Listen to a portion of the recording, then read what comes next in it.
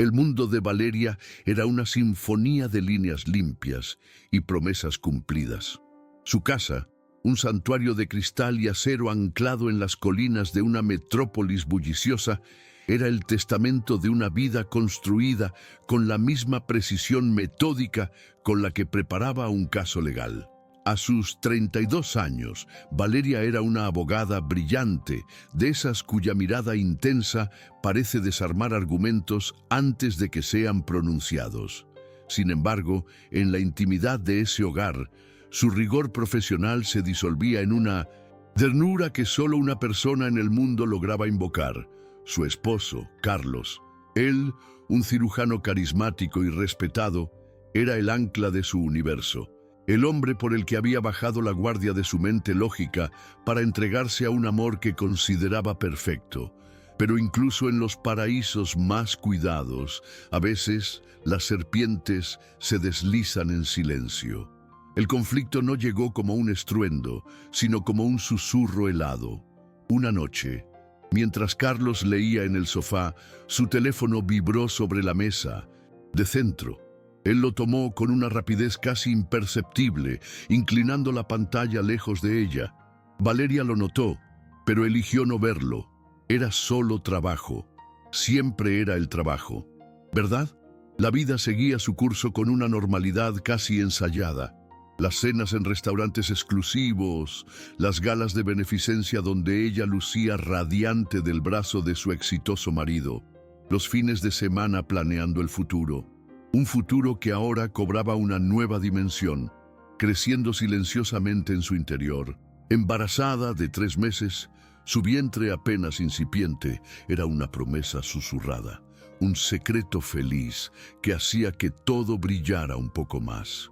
Acariciaba esa pequeña curva con la certeza de que su felicidad, por fin, era indestructible. Los círculos de poder en los que se movían eran un teatro de sonrisas pulcras y alianzas estratégicas. Un mundo donde las apariencias lo eran todo y la confianza un bien escaso. Pero Valeria se sentía a salvo. Creía haber encontrado en su matrimonio un refugio inexpugnable, un lugar donde no necesitaba la armadura que usaba en los tribunales.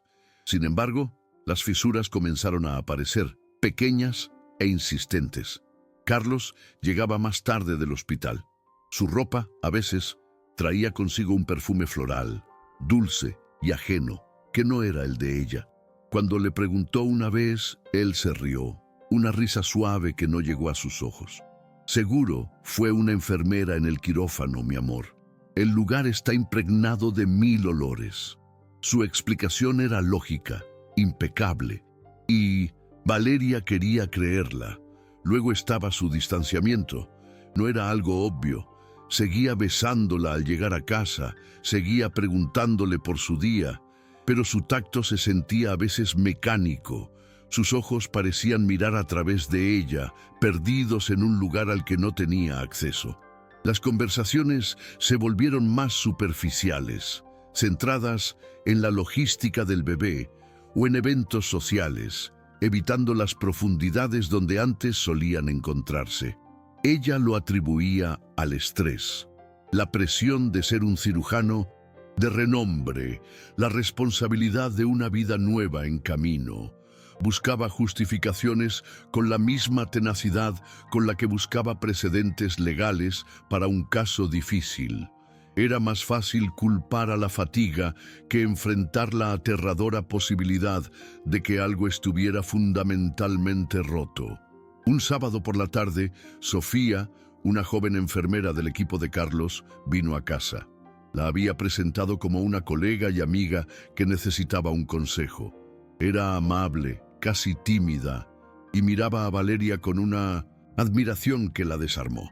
Hablaron durante horas, pero mientras Sofía se iba, Valeria notó la forma en que su mirada se cruzó con la de Carlos. Fue un instante, un destello de complicidad tan íntimo y fugaz que la dejó sin aliento. Se sintió estúpida, paranoica. Son las hormonas, se dijo a sí misma, mientras la puerta se cerraba. Su mente de abogada entrenada para leer personas y detectar la más mínima incongruencia, estaba siendo saboteada por su propio corazón. El deseo de preservar su felicidad era más fuerte que cualquier instinto. Los días se convirtieron en semanas.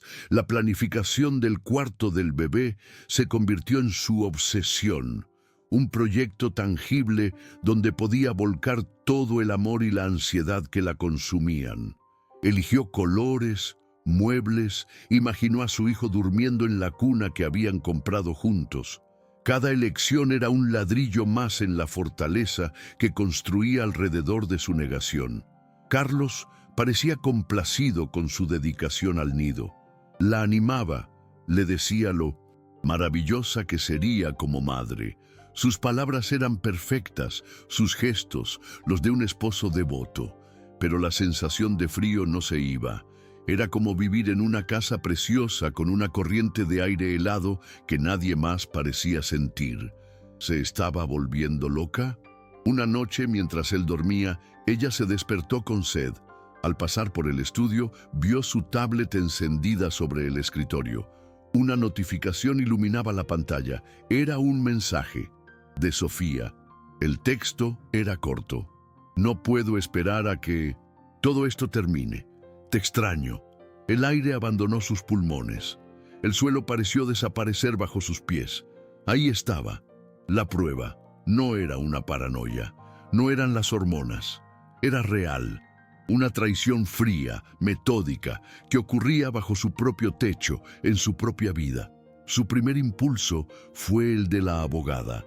Despertar a Carlos, confrontarlo con la evidencia, exigir una confesión, verlo desmoronarse. Pero entonces, una mano instintiva fue a su vientre. La furia dio paso a un miedo paralizante. ¿Qué significaba esto para su bebé? ¿Para su familia? En lugar de la confrontación, eligió el silencio. Se guardó el dolor como un cuchillo bajo la ropa, esperando el momento adecuado, la estrategia correcta. Pero cada día se volvía una tortura. Cada sonrisa de Carlos era un insulto. Cada gesto de cariño, una mentira que le quemaba la piel. Vivía con el enemigo, compartiendo cama, compartiendo planes, compartiendo el sueño de un hijo que, ahora lo sabía, estaba manchado por el engaño. Se sentía atrapada en su propia vida, una prisionera en su santuario de cristal. La abogada dentro de ella comenzó a despertar de su letargo autoimpuesto. La negación se resquebrajó, reemplazada por una furia fría y calculadora. Ya no buscaba justificaciones, buscaba respuestas. Empezó a observar, a escuchar, a conectar los puntos que antes había ignorado. Las llamadas nocturnas, las reuniones de emergencia en el hospital, el dinero que salía de su cuenta conjunta en pequeñas cantidades inexplicables. Todo encajaba en un patrón desolador. Él no solo la estaba engañando, parecía estar planeando algo más. La atmósfera en la casa se volvió densa, cargada de verdades no dichas. Valeria adoptó una máscara de normalidad, sonriendo, planeando, mientras por dentro su mente trabajaba a toda velocidad, evaluando el daño, preparando su defensa. Ya no se trataba solo de una infidelidad. Sentía que el peligro era más profundo, más oscuro. La forma en que Carlos la miraba a veces, cuando creía que no se daba cuenta, no era la de un hombre culpable, era la de un hombre que veía un obstáculo. Una noche, mientras subía la majestuosa escalera de mármol de su casa, con una carpeta llena de ideas para el cuarto del bebé en la mano, sintió una certeza helada. Iba a hablar con él. No con rabia, sino con la última pizca de esperanza. Le mostraría los planos de su futuro, el futuro de su hijo, y le rogaría que recordara lo que estaban a punto de perder. Vio a Carlos esperándola al final de la escalera. Pero no estaba solo. A su lado, saliendo de las sombras, estaba Sofía. La expresión en sus rostros no era de culpa ni de vergüenza, era de una determinación fría, implacable. En ese instante, Valeria comprendió. Esto nunca había sido solo sobre una aventura. Era un golpe, y ella era el objetivo. Su grito ahogado se perdió en el silencio de la casa perfecta, justo antes de que todo se volviera negro. El grito de Valeria se ahogó en el silencio opresivo de la casa. El mármol frío bajo sus pies fue lo último que sintió antes de que una fuerza coordinada la empujara hacia el vacío. El mundo se inclinó en un ángulo imposible. El aire le fue arrebatado de los pulmones mientras caía. Un descenso que pareció durar una eternidad y un instante. Vio el techo de cristal de su santuario girar sobre ella, una burla cruel a la vida transparente que creía tener. El impacto no fue un sonido, sino una explosión de dolor que irradió desde su espalda y se concentró con una furia insoportable en su vientre. En la oscuridad que la envolvía, su último pensamiento consciente no fue para sí misma, sino para la pequeña vida que se extinguía con ella. Luego, nada. Despertó al olor antiséptico de un hospital. El pitido rítmico de un monitor era el único compás en un mundo de blancura y confusión. Semanas, le dijeron, habían pasado, semanas en un coma del que pocos esperaban que saliera. Carlos estaba a su lado, su rostro una máscara de angustia y devoción. Le sostenía la mano, sus dedos fríos, contra los de ella. «Mi amor, despertaste», susurró, las lágrimas brillando en sus ojos. Pero esos ojos, incluso nublados por una actuación magistral, carecían del calor que ella recordaba. Entonces vino la segunda caída, más brutal que la primera. La noticia, el bebé. «Lo siento tanto, Valeria», dijo él, su voz quebrada con una pena ensayada. Los médicos hicieron todo lo posible. La caída fue demasiado grave. Valeria no gritó, no lloró. Un vacío se instaló en su pecho, un agujero negro que absorbía todo el sonido, toda la luz, todo el sentimiento. La pérdida era tan absoluta que no tenía forma, solo un peso infinito. Su memoria del ataque era un rompecabezas de terror. Fragmentos de imágenes sin conexión, el rostro sonriente de Sofía, la frialdad en los ojos de Carlos, la sensación de ser empujada. Pero cuando intentaba verbalizarlo, las palabras se perdían en la niebla del trauma y los sedantes. «Fue un accidente, cariño», insistía Carlos con una paciencia venenosa. «Te resbalaste. Estabas mareada, el embarazo a veces causa eso». Sofía aparecía con frecuencia interpretando el papel de la enfermera preocupada y la amiga leal. Le traía flores, le leía revistas, le hablaba con una dulzura que a Valeria le revolvía el estómago. «Tienes que ser fuerte, Vale», le decía, ajustando su almohada. «Carlos ha sufrido muchísimo. Apenas ha dormido, cuidándote día y noche». Ambas tejían una red de mentiras a su alrededor, una realidad alternativa en la que ella era la causa de su propia tragedia. La aislaron. Sus amigos y familiares recibían informes de que Valeria estaba demasiado frágil, confundida, que necesitaba reposo absoluto y nada de visitas que pudieran alterarla. Su teléfono desapareció para que descanses mejor. Estaba atrapada.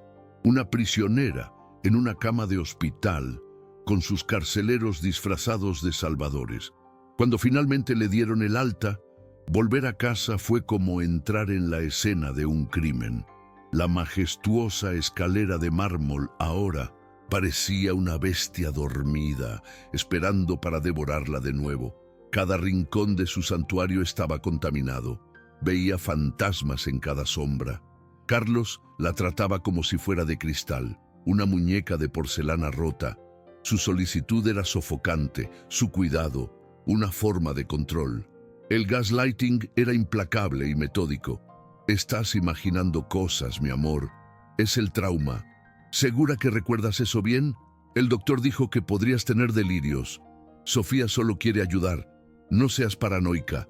Poco a lo poco, comenzaron a hacerla dudar de su propia mente. ¿Y si tenían razón? ¿Y si el dolor y la pena habían fracturado su cordura? Se miraba al espejo y veía a una extraña, una mujer pálida, con los ojos hundidos en un mar de tristeza y confusión. Débil, rota. Mientras ella se hundía en la apatía, Carlos y Sofía tomaban el control. Él manejaba sus finanzas, firmaba documentos en su nombre, alegando que ella no estaba en condiciones. Sofía se había mudado a la habitación de invitados. Para cuidarla, mejor, Valeria los oía reír en voz baja por la noche, planeando, decidiendo sobre su vida, su fortuna, como si ella ya no existiera. Esperaban el momento perfecto para dar el golpe final, para deshacerse de la mujer frágil y mentalmente inestable que ellos mismos habían creado. Pero la abogada dentro de Valeria no había muerto. Estaba dormida, herida, pero no destruida. Un día, la chispa se encendió. Sofía estaba ayudándola a vestirse y al colocarle una bufanda de seda alrededor del cuello, un aroma familiar la golpeó como un rayo. Floral, dulce, el mismo perfume ajeno que había olido en la ropa de Carlos meses atrás. El recuerdo fue un destello, no una imagen completa, sino una sensación. La noche del ataque. Sofía a su lado. Ese mismo perfume. Más tarde esa semana, escuchó a Carlos hablar por teléfono en su estudio. Hablaba de una inversión, de mover una gran suma de dinero. Su tono era frío, calculador. «Es solo un negocio», dijo a la persona al otro lado de la línea. «Un obstáculo menos». La misma frase, la misma frialdad en su voz. El velo se rasgó, la niebla se disipó. De repente, todo encajó. La rapidez con la que él contestaba el teléfono, las llegadas tarde, el perfume, la mirada de complicidad, el empujón, no era un delirio, era la verdad. El dolor no desapareció, pero se transformó. La pena se solidificó en una furia glacial, un diamante de rabia pura y afilada. Se miró de nuevo al espejo, pero esta vez no vio a una víctima, vio a una superviviente. Vio a la abogada cuya mente había ganado casos imposibles y supo, con una certeza aterradora y liberadora, lo que tenía que hacer. No podía ir a la policía. Sería su palabra, la de una mujer mentalmente inestable, contra la de un cirujano carismático y respetado y su leal enfermera. La destruirían en los tribunales y en la prensa. No, tenía que jugar su propio juego, un juego más inteligente, más silencioso, más letal. Adoptó su papel con una dedicación de actriz. Se volvió aún más frágil, más dependiente, más confundida. Lloraba cuando ellos esperaban que llorara. Hacía preguntas incoherentes. Les hizo creer que su plan estaba funcionando a la perfección, que la estaban borrando del mundo poco a poco. Su vulnerabilidad se convirtió en su camuflaje, su casa, su prisión, se convirtió en su campo de batalla. Mientras ellos se regodeaban en su aparente victoria, ella observaba, escuchaba, memorizaba cada llamada, cada documento que dejaban a la vista, cada conversación susurrada. Su mente, antes nublada, ahora era un archivo de acero registrando cada pieza de evidencia, cada mentira, cada movimiento. Estaba construyendo un caso en el silencio de su propia mente. Una tarde, mientras fingía organizar viejos papeles en el estudio, buscando algo que la conectara con su pasado, encontró una copia de un documento que había redactado años atrás. No era un testamento estándar, era un plan de contingencia, una serie de instrucciones detalladas en caso de una catástrofe personal o profesional. Sus ojos se detuvieron en una cláusula que casi había olvidado. En caso de mi incapacidad o muerte bajo circunstancias sospechosas, el albacea deberá acceder a la caja de seguridad número 7B, en el Banco Regional de Arandas, Jalisco, México. Jalisco, la tierra de su abuelo, un lugar del que se había distanciado, pero cuyas historias de poder y lealtad resonaban en su sangre. La caja de seguridad no contenía dinero ni joyas, contenía algo mucho más valioso, la llave a su verdadera herencia, un poder que Carlos ni siquiera sabía que existía. Sostuvo el papel, sus manos temblando, pero no de miedo, sino de anticipación. Una sonrisa lenta y peligrosa se dibujó en su rostro por primera vez en meses. Ya no era un peón en su juego. Tenía su propia estrategia, tenía un arma y sabía exactamente cómo iba a usarla. El primer paso era escapar. El segundo, desatar el infierno. El aire de Jalisco olía a tierra mojada y a promesas antiguas, un aroma que se aferraba a la piel de Valeria como una segunda naturaleza. Habían pasado 18 meses, 18 meses desde que el avión aterrizó en Guadalajara, y ella, cojeando y con el alma hecha trizas, buscó el legado de su abuelo. La caja de seguridad número 7B no contenía una fortuna, sino un poder mucho más visceral. Los nombres, los números, las llaves de un clan que operaba bajo un código de honor tan antiguo como los campos de agave que se extendían hasta el horizonte. Su regreso no fue con la fanfarria de una venganza pública.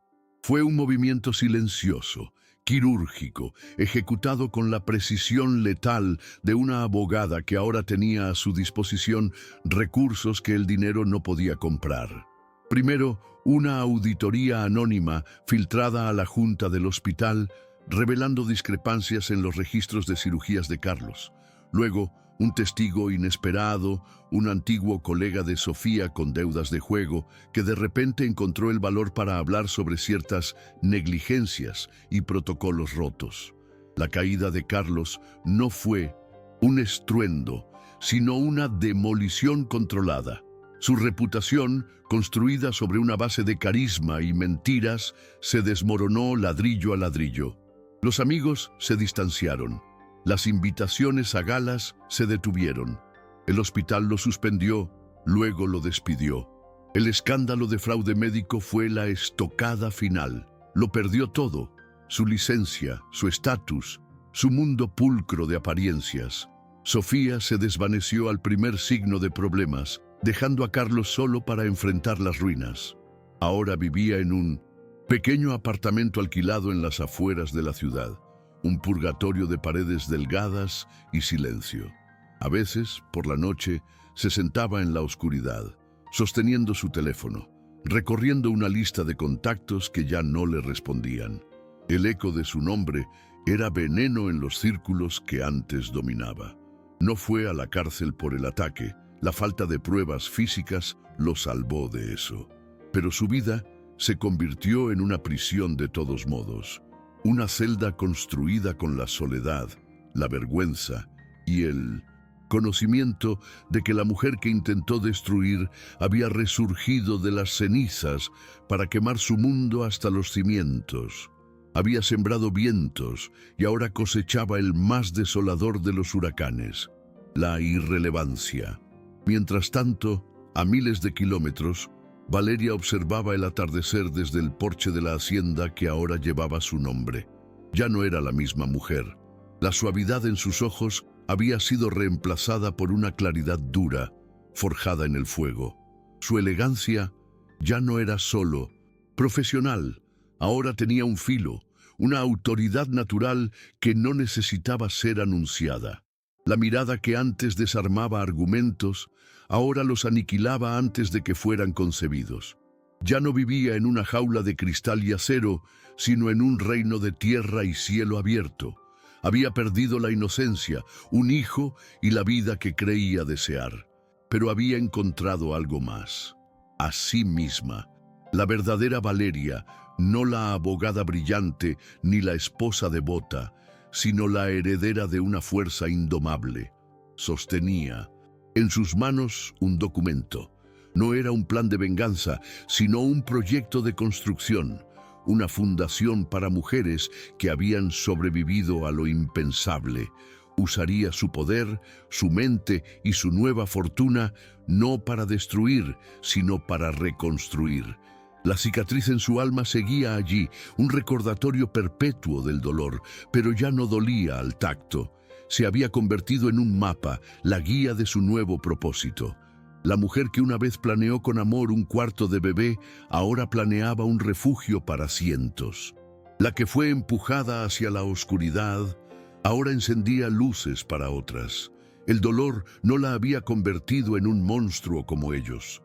La había convertido en una matriarca. La historia de Valeria nos recuerda algo fundamental. La traición duele, rompe, nos deja en la más profunda oscuridad.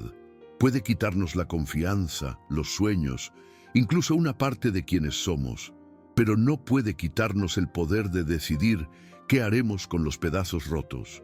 El dolor no te define. Lo que haces con él, sí, porque a veces el final de una vida que creíamos perfecta es, en realidad, el verdadero comienzo de nuestra libertad. La traición no fue el final de su historia, fue el prólogo de su leyenda. Cuéntame en los comentarios desde qué país nos estás viendo. Me encantará leerte. Y no olvides suscribirte para no perderte más historias como esta.